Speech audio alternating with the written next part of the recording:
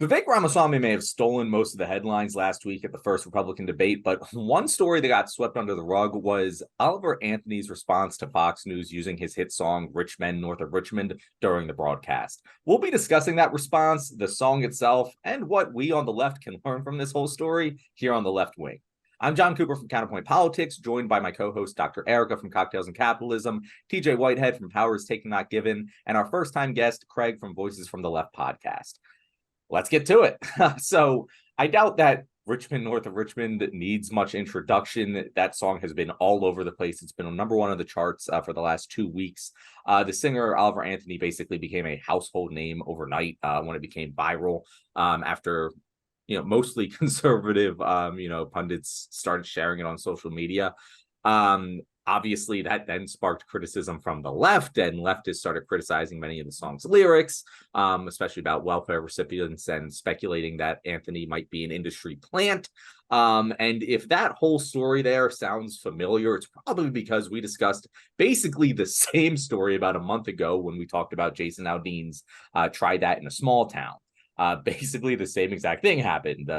There's a controversial, I know that it's more of a folk song, Men North of Richmond, but we'll call it a country song. Controversial country song happens. It rises to number one on the charts with a wave of conservative support. The leftists criticize it and becomes even more popular. But I think there's some key differences between the two songs. Number one being that Men North of Richmond is actually good. Unlike Try That in a Small Town. And not that I'm a huge country guy, but I do listen to a lot of folk music, and it's not my favorite folk song in the world, but I was like, no, it's a genuinely a good song. That Dude's song got pipes. actually, he does. He has pipes. Like, he's a good singer, and it's pretty well written. Minus a couple of lines that I do disagree with, but like it has heart and soul. Unlike what was basically written by an AI, Try That in a Small Town. And the other part of this that I think is a key distinction is that Oliver Anthony seems to be walking the talk and trying to stay above that controversy instead of just riding it to as many dollars as he can, which seemed to be the entire intent behind Jason Aldean's song. As I mentioned before, he openly criticized Fox News for using his song during the debate, saying that it cracks him up that the candidates were talking about his song on stage because he wrote it about them. He wanted to make it very clear that this song wasn't a Joe Biden protest song. It was a politician's protest song. All of the rich men north of Richmond, not just on one side. And because it kind of came into public consciousness from conservative pundits, I think a lot of people on the left were a little too quick to jump on it. I do think there are valid criticisms of the song, but personally, I see this whole thing as a point to come together and have genuine conversations with people, because I think 80% of the songs are really good, and there's a couple lines in there that are like, but I feel like it can be used as a conversation starter between the two sides of the aisle here. Erica, I know you texted the group chat yesterday, and you were like, "Man, I was listening to Men North of Richmond song, and I totally missed these lyrics." Quote, "If you're 5'3" and you're 300 pounds, taxes ought not to pay for your bags of fudge rounds." And you wrote, "Yikes!" So, can you elaborate on that? Yikes, Erica? Yeah, totally, for sure. Yeah, I mean, the song, I think, he correctly identifies that the working class is being screwed over, and that working people are just having a really, really tough time. But then to kind of diagnose the problem or point at where's the cause, he points at welfare, and I think by scapegoating the welfare system here instead of the real villains who are actually making it so that everyone is poor while they reap all of the benefits of this economic system, the people who are not paying any taxes, the billionaires and millionaires who literally have rigged the system so they have to pay nothing in taxes, while the little working guy is fucking footing the bill for everything in this country. That's the scandal here. So I think it's frustrating to see, even though he says so many things that I agree with about the Men North of Richmond, his his concern is so genuine, and it definitely resonates, right or left, but to turn around and say it's the fat people on welfare that are the problem, not the fat cats on Wall Street and the rich billionaires who are soaking up all the wealth. Like that, I think like when I listened to his interview where he's talking about, or his like video response to the Republican debate, the first thing he says is, the one thing that has bothered me is seeing people wrap politics up into it. And that line tells me that this guy is not a political actor at all. He's not a political thinker. He has like some very genuine and heartfelt and, grounded in reality concerns. But he didn't want it to be politicized when he's writing about welfare. He's writing about the people, in DC holding us down, like it's just very frustrating where like, it's almost all the pieces are almost there to make it a song that I really, really love. But I think like it does point to a lot of the confusion in the Republican Party about their ideologies. So maybe we can talk a little bit more about that coming up. Well, so all right. First, I would say the bag of fudge rounds line. I said yikes too for that reason, but also because it's the worst bar in the song. Like it doesn't flow. Yeah. It's choppy. Sucks. It's like, man, you could have used 2 or 3 more drafts to make that kind of flow nicely. Like bag of fudge rounds. It's awful. But also, I want to be mad at this guy. Like I really want to, but I can't because like I don't want to say dumb. Like dumb's the wrong word. I want to say he's a dumb guy, but he's just a guy who's just incredibly misinformed about politics. He doesn't know shit about politics. And he knows that politicians are screwing us over. He knows that part, but he can't articulate how. And so he lashes out to, the fat cats in Washington are they're the rich men north of Richmond. They're also, it's hilarious that he said, I can't believe people are making this political. We're talking about Washington, D.C. Well, what the fuck is wrong with you? I said, you can't, sing a song about Orlando. It's like, can't be bringing Disney into this. It's like, it's insanity. But it's, once again, dumb guy is kind of what I'm thinking here. But here's the sad thing that I saw yesterday, that this guy was being interviewed on Joe Rogan's show. And I said, of course he is, because as much as it pains me to say this, I lose sleep over this shit, is that Oliver Anthony and Joe Rogan, to the extent that an American middle exists, that's what it looks like. It looks like people, it does. It looks like people who say, like politicians are fucked up. They've clearly, dropped the ball in running this whole country thing. And, they'll probably have some reactionary views here or there, like, oh, I'm kind of weirded out by trans folks. And man, I have a cousin who's lazy as shit and is on welfare. And I'm going to extrapolate that to every person who's on welfare in the country. And that is a sizable chunk of the American population. And so with people like us who are really involved in politics, it is infuriating when people say shit like Oliver Anthony says, is like, I don't identify with the right or the left. I'm not on either side, because 70% of the time when someone says that, they're just a right winger who's embarrassed to admit they're a right winger. Like that's what it is. It's because that's just true. They don't want to, that the Republicans have done something absolutely, reprehensible, and they don't want to defend it. But 30% of the time, it's just people who have no fucking clue what they're talking about. And you ask them, it's like, okay, so you say you're not on the right and on the left. Fine. I'm not going to ask you to identify with, one side or the other, but I care about your values. I care about what you find important and what needs to be done. And they'll say stuff like, well, I just think that politicians are evil and they're wrong. And what we need to do is to come together as Americans and kick out those guys in office and do what's right by the people. It's like, homie, that doesn't mean anything. That is the most vapid use. Anybody could say that shit, but people say this all the time and get that's right. This is a guy that's speaking for us. It's like, no, he's not speaking. He's not saying anything.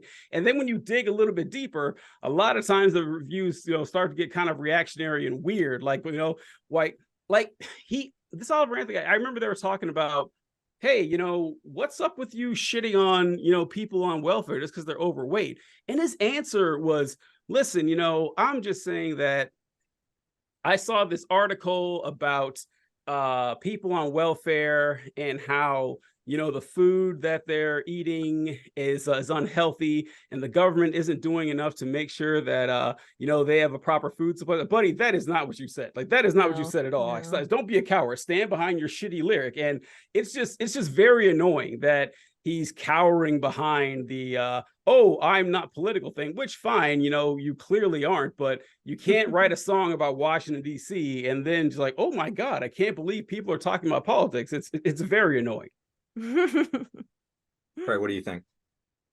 So I had like two things. The fact that the Republicans tried to co-opt it to say it was an attack on Biden is, that's classic them, right? Classic them. It is. It's just what they do, stuff like that all the time. It's constant, right? Again, do you blame them though? Do you blame? Because I mean, because it works. Yeah, right. It works.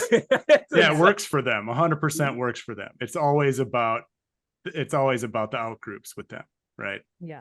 There's so many songs Republicans inappropriately misappropriate, and they constantly get like cease and desisted. Like Vivek just got cease and desist by Eminem. Like, it's terrible. Yeah. And the other thing I thought of when I heard it and about what you guys were talking about, hating on people on welfare and them being part of the problem, it very much is the idea that if you identify that the people in charge, quote unquote, the elected officials, the people in the capitalist class are the problem, how can you then turn around and say it's the people from the working class that are part of the problem? I don't understand how that doesn't, there's, I don't know if it's cognitive dissonance there or what, but it just doesn't check out. Like, if you really believe that the capitalist class is the problem, you wouldn't think that your neighbor who's getting assistance, whether you agree with them having it or not, is the problem. It's if you talk to it's like Winston Churchill said, fuck that guy, but it's like Winston Churchill said that the best argument against democracy is a 5-minute conversation with the average voter. And it's like, you talk to people like that and they'll say, we have a problem and we need to take care of this. And the problem is poor people, but also rich people. Say, okay, it can't be both. Like how is this the case? But it happens all the time because like people's frame of reference with politics is just so incredibly limited, and it's really commonplace, and it's very and a lot of people's political their political stances are just so incredibly incongruent. Like, they'll say things like, well, I think we should have universal health care. Like, I think the government should take care of that, but I don't want taxes to go up. It's like, man, like, I got bad news for you. Okay. And it's just like, they do this all the time. And like, it's frustrating for us. I remember back when, right after Trump won in 2016, I saw this news interview of this older couple. And they asked them, hey, who did you vote for in 2016? And they said, well, we voted for Trump. And they said, but, we voted for Obama in 2012. And we also voted for him in 2008. And in 2000 and 2004, we voted for Bush. And I was like, what? Like, how? Like, how are you going from Bush to Obama to Trump unless you're just voting on vibes? You're just voting on like this nebulous set of what feels good. And a lot that works with a lot of people. And that's exactly who Oliver Anthony is. Like, he's just a guy who sees things are fucked up. I'm going to complain about things that I don't like, but that's not political. Politics is just like when you go vote in the, every 2 years, but complaining about what's going on in society, that's not politics. It's aggravating as hell. So I'm going to get on my soapbox here because I agree with a lot of things you say, DJ. We agree on many things. And I've seen many people, I think, have the wrong take on this that I respect dearly. Like, people I don't even know, but I just like follow their content. I'm like, I don't like how the left in general has reacted to this because just what I said earlier in our education one, there is no student, there's only bad teacher. We have a tendency to make fun of that Joe Rogan centrist, like you're describing, for having a complaint, having a general, vague, accurate idea of what that complaint is, but not understanding the mechanisms for which to solve that complaint and ending up on the wrong side of the issue, right? And it's like, to me, someone who has the right complaint but has the wrong way of addressing it, that's not their fault. Like, that's our fault for not putting it forward, because we spend all of our time understanding these things and learning these things and learning what policies are going to solve these problems. But like, they got fucking kids and they're also like trying to make ends meet, and like they don't value spending the time to like learn it like we do. Yeah. You know, and we're all here struggling. We're all here struggling together. And if we make fun of the people who like get 90% there and then take the wrong left turn, who do you think they're going to hang out with? You think they're going to hang out with us, who's making fun of them, or they're going to hang out with Joe Rogan, who's smoking pot with them? You know? And if they start hanging out with Joe Rogan, well, then they get down the rabbit hole, and then they start hanging out with Jordan Peterson, and then they, you know, and that's how it works. And like I saw the knee-jerk reaction from the left on this was to make fun of it. And I agree with making fun of a lot of things, but I really do feel like the line there, the fudge rounds line, which was bad. As great as the Men North of Richmond, like that line is so good. The fudge round line is so bad. It's not a good line. Like politically, whatever. It could be whatever, but poetically, it's just horrible. Poetically, it's the worst line in the song. But like literally right before that, it says, I wish politicians, that whole like minors one, which like whatever. I can take it or leave it. But like, Lord, we got folks in the street, ain't got nothing to eat, and the obese milking welfare. And then he says the fudge rounds line. And it's we know that, the way you solve that problem is with a different kind of welfare. Like, we have a stupid welfare system. A smart welfare system is how you solve that problem. But like corporate welfare. Yeah, they correctly identified the problem. I think that this presents such an opportunity for the left to present itself to these people in the middle and go, you got it. It's the rich people. And you know how we solve the problem of the people not having anything to eat? We take money away from the rich people and give them food. You know, and it's like, you're so close. And I was just, I feel like we dropped the ball on this one as a collective left to use this as an outreach opportunity. And we used it as an opportunity to make fun of a guy who his heart's in the right place. I genuinely believe this guy's heart's in the right place. So what you described, though, is like 80% of the Republican Party. They identify the problems. They identify that, you know, they don't have enough money to buy a house. They can't spend time with their kids. Their kids aren't going to be able to for Social Security is drying up. Like all these issues, like the complaints, like 80% of Republican complaints are dead fucking on. And then their answer is, it's the trans folks that are ruining all this. And so I'm like, look, that's not true. And like, this is where we get tripped up. Because what I always say is that people on the right, you know, Trump supporters and stuff like that, I'm far more interested in mobilizing the left than converting the right. But I'm not against converting people on the right. You know, if my stance with them is I talk, you listen. I'm not interested in debating them. That's how I look at it. But most of them can't be saved. But those who can be saved are definitely worth saving. That's how I look at it. But you ever go to a bar like in a working class neighborhood? I sound like some sort of like rich dude. You ever go down to the working class neighborhoods? Slum it with things of society. With the poor. Drinking natty lights. But if you ever talk to those people, everything I say as a leftist, they're on board with. They're like, wow, you know, I do want stronger families. Yeah, I do want my school to function properly. Yes, I do want the streets to be paved. And then I say, okay, well, here's how we do it. And like, well, I can't vote for that, you know, because that person went to a BLM rally. That is what happens with people on the right all the time. And so, like his complaints are right. But having the right complaints, I don't think it's halfway. That's like 25%, because I think almost everyone has the exact same complaints. The solutions are what I care about. And yeah, like I didn't make fun of the guy, like I didn't do a video on it because once again, like I don't care about that stuff. I really don't. But I try my best to, you know, force in that direction. But I am aggravated by it because, you know, it's they're just like, what do you want? That's what I ask. Like whenever they complain, okay, what do you want?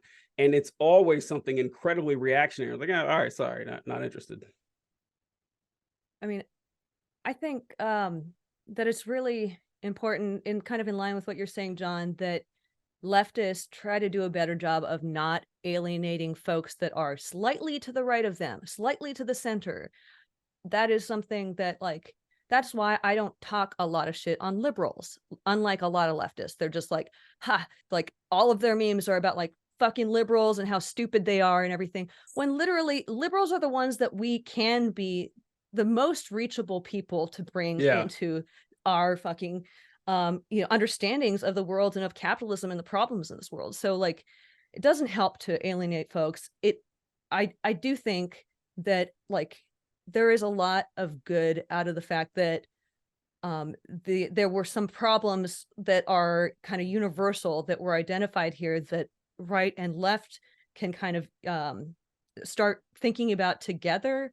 You know, hopefully we can try to use this to just like be a little bit gentler. I don't know. I mean, I feel like, yeah, we're just so nasty to each other when we could really be converting people and onto our side, and instead we're holding people down. So I kind of got derailed there, but Well, it's so the question here is that we have the evidence, the data, we have the right answers that kicking people off of welfare isn't going to help people to stop starving in the streets. We know that for a fact. Mm-hmm. We have reality behind us.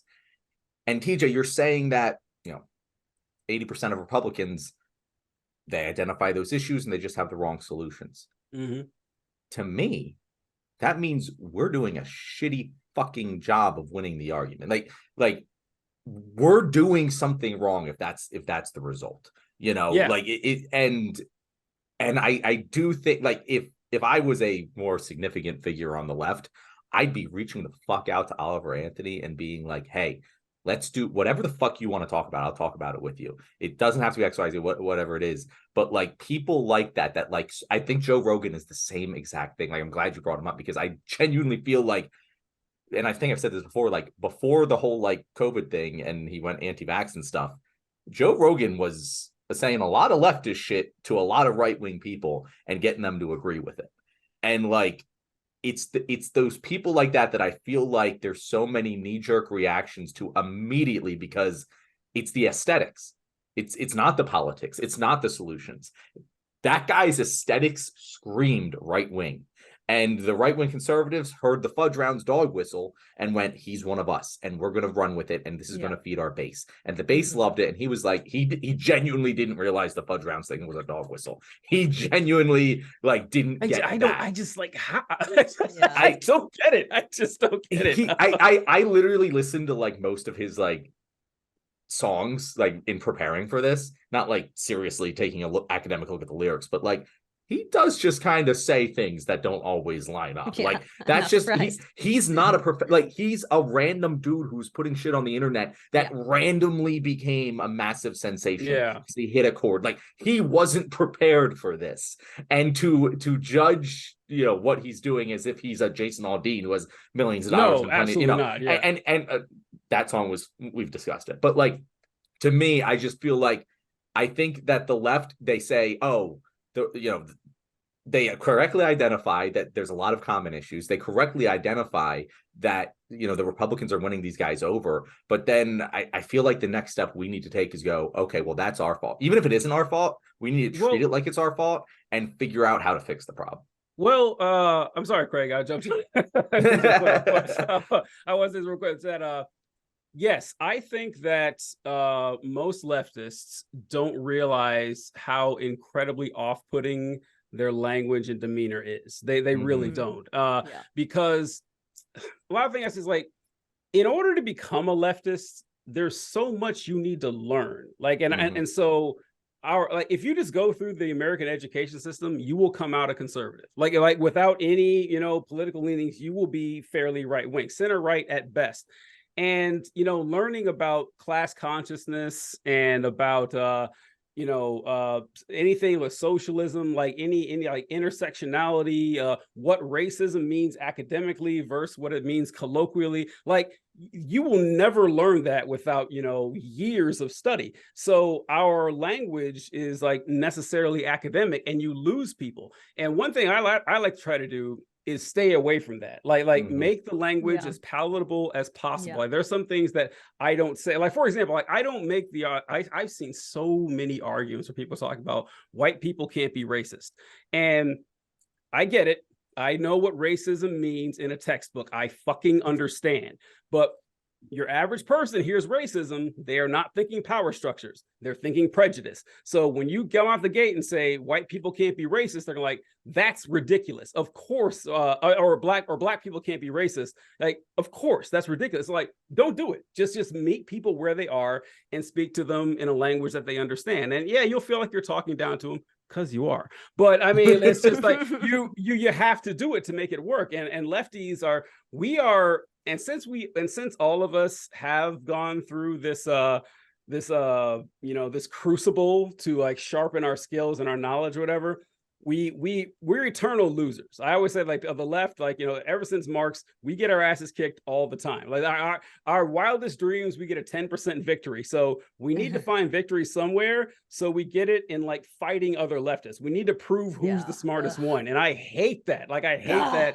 Not we're helpful. Always trying to one up each other. It is so like it's why like you'll never see like a Trump like figure for a leftist. Like Bernie is the closest thing, and it's nowhere near as close as what Trump was. It's like right wingers fall, like left wingers fall in love, right wingers fall in line. Like they will follow orders like good little soldiers, and we don't. Like we're contrarians that way. So it is difficult, but it's necessarily difficult because it's hard to combat right-wing marketing and messaging, because like you tell me a quippier, more succinct way to argue there's only two genders. Like that's easy. It's easy to say, you don't got to explain anything, but it's like, well, no, gender is actually a spectrum. You're already losing. And so it's just more difficult for us by necessity. And that's why we got to work 10 times harder. Yep. Right. Well, and I the common ground thing that I think all three of you have talked about is that's the part that, regardless of what issue you stand on, left or right, the song identified that there is an issue with politicians and just the way our system works in general, right?